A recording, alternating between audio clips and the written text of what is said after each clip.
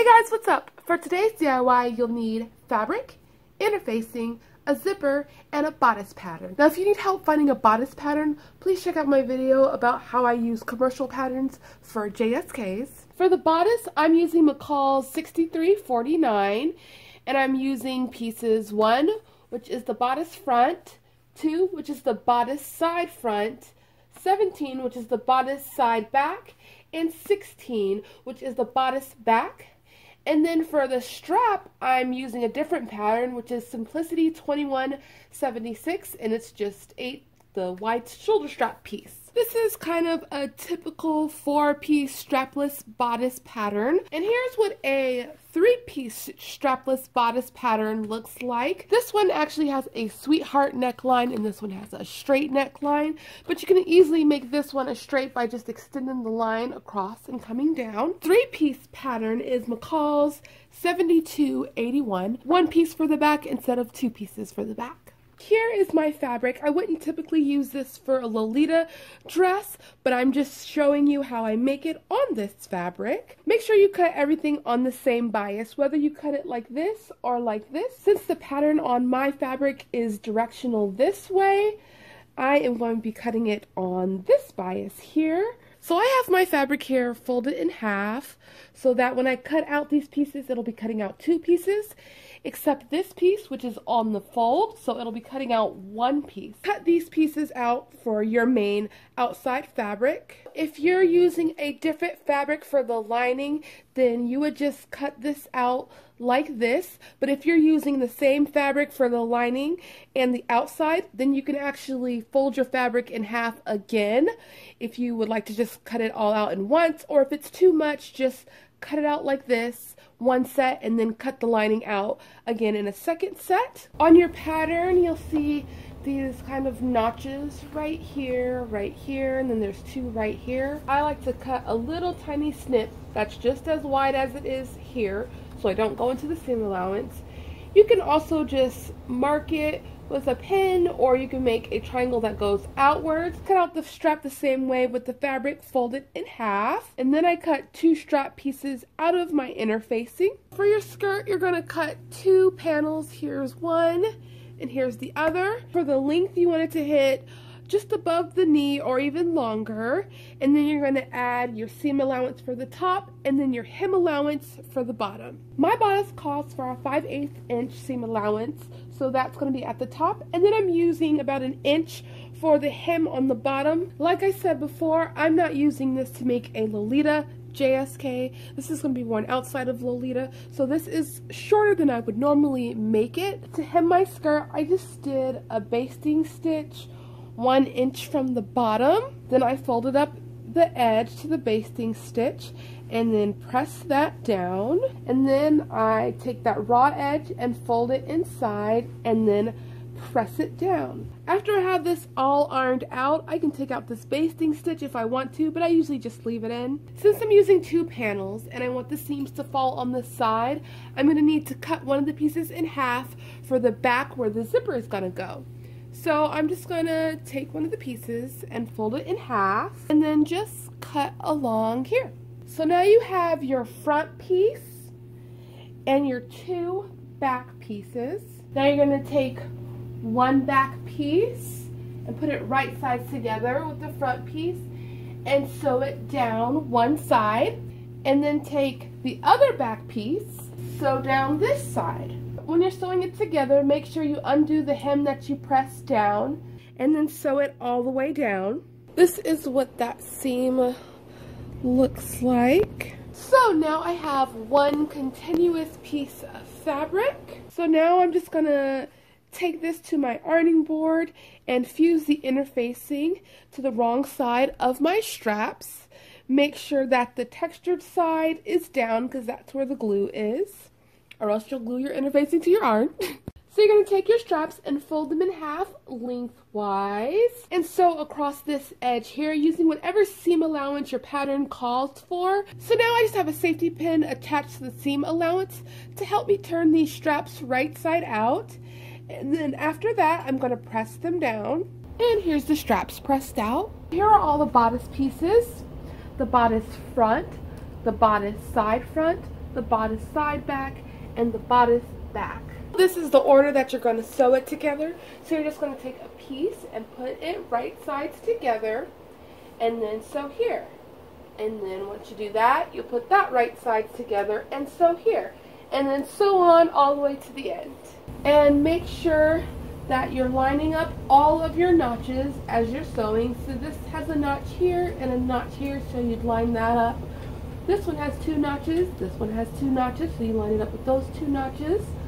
This one has a notch here and a notch here, and then there's a notch here and a notch here. So you line those up, and then it's just mirrored on the other side. After you have this sewn together, you're going to press the 2 middle front seams towards the center, the side seams towards the front, and the back seams towards the back. So here's my lining sewn together and my outside fabric sewn together.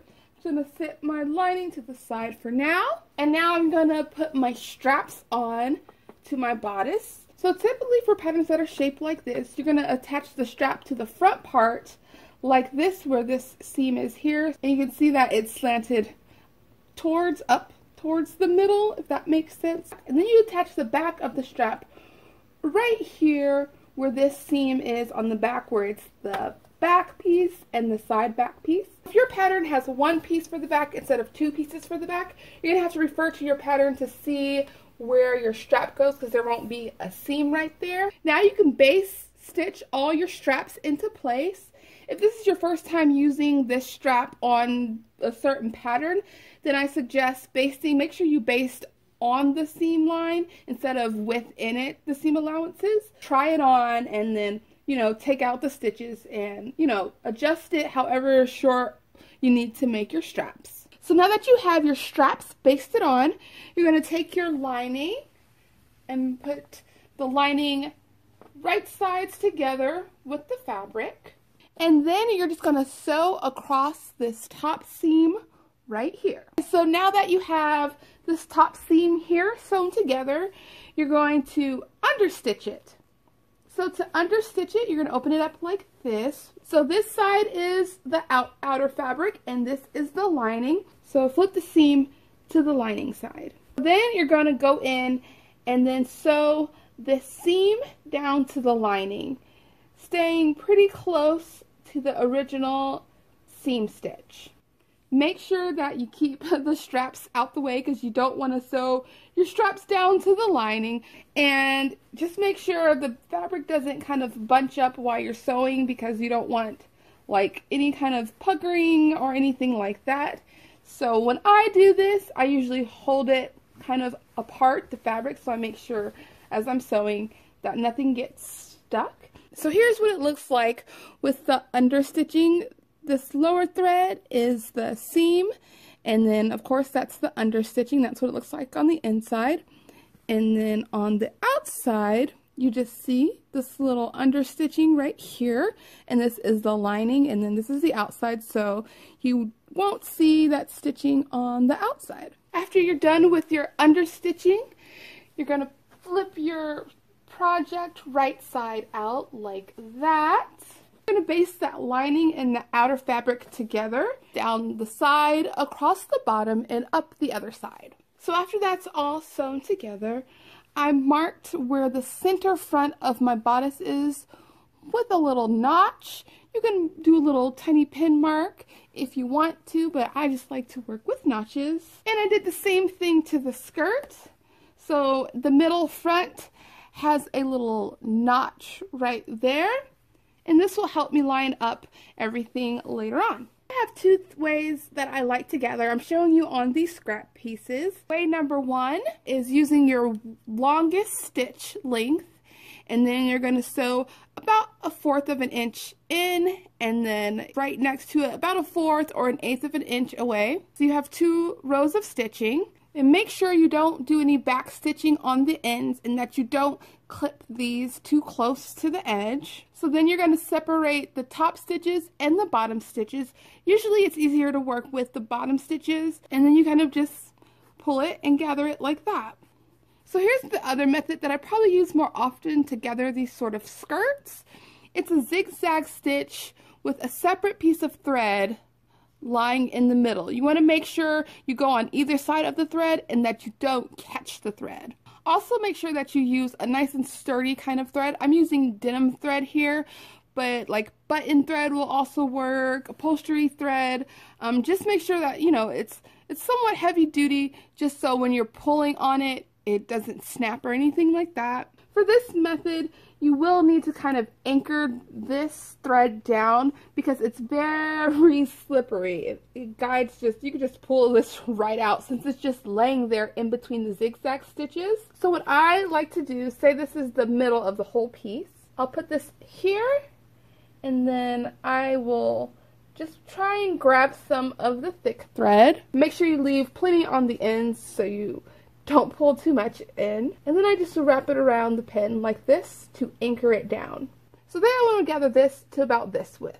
I'm going to put a pin right here and then I'm just going to gather it in. And then once I get it to about the length that I need it to be, I'm going to hold it and then lock it in place like this. And then after that, then you can adjust your gathers and kind of make sure that they're evenly placed and then pin this down. So now I'm going to take my bodice, and this is the outside. Then I'm going to line up the middle notches and pin, and then I'm going to line up the side seams right here and pin that down. And then I'm going to line up the ends and pin those down. So then you'll have 4 different sections. Since I'm using the zigzag method, I'm going to pull up some of that middle thread, pin this back down to the middle, and then I'm going to wrap it around and anchor it down. Then I'm going to take the thread and pull it from the very end. So now I'm just going to pull on this till it's about this length. You don't want it to be too tight or too loose. And then once you have this the right width, you're going to anchor the thread, adjust these gathers so they're even, and then you're going to pin it down. Repeat this method to all 4 sections of the skirt. Here's my skirt pinned down to my bodice, and I pinned like a couple of inches from the edge right here just to keep everything down and flat. It makes sewing this down much easier. This is a little tip that I learned from Angela Clayton on one of her videos. And now I'm just gonna sew across this edge using the 5/8 seam allowance, which is suggested for the pattern. Once you have your skirt sewn on, you're gonna wanna sew your seam up towards the bodice. Now you can finish this if you want to, trim it down, zigzag, serge, but it's not necessary. Take your dress and put the back seams together with the right sides on the inside. This pattern calls for a 14-inch zipper, so go whatever zipper size your bodice pattern goes for. So what I'm going to do is mark where 14 inches is on the seam, and then I'm going to sew this seam here using my widest stitch length, and then sew the rest of this using my regular stitch length. Make sure when you get to the end to unfurl the hem and stitch all the way down. After I sewed the back seam, I pressed it open. Now at this point I can go ahead and sew the hem down. I'll probably do like a 1/2 inch. So for my zippers, I like to use glue stick to hold them in place. Elmer's Extreme works the best for me, so this is what I always use. I don't have any problems with sewing through it or it gunking up my needle. Put some glue down. I take my zipper and lay it face down. Look to make sure the zipper falls right in the middle of the seam. And then I press, and I like to glue it in sections, not just all in one go, because it might dry towards the end. For this part, these tabs on the zippers, I either cut them off or just fold them inside like this, and then just pin that down. And then using a zipper foot, I just baste my zipper down. I try to keep it as close to the outer edges right here. After you've basted your zipper in, you're going to flip it right side out, and then with a zipper foot you're going to sew your zipper in. You don't want to get too close to the middle, but you definitely want to stay inside your basting stitches. Here is my zipper sewn in, and I've already started to seam rip the seam open so that the zipper of course can zip down. And then I'm also going to remove the basting stitches on the outside. After you take all those stitches out, you are done. Like I said before, this fabric isn't a fabric that I would necessarily use for Lolita, and this is also too short for me for Lolita, but this is just how to make a very basic JSK. Of course, I add lots of more details to it, but this basic shape, this basic piece could be used for Lolita fashion. Alright, till next time, bye!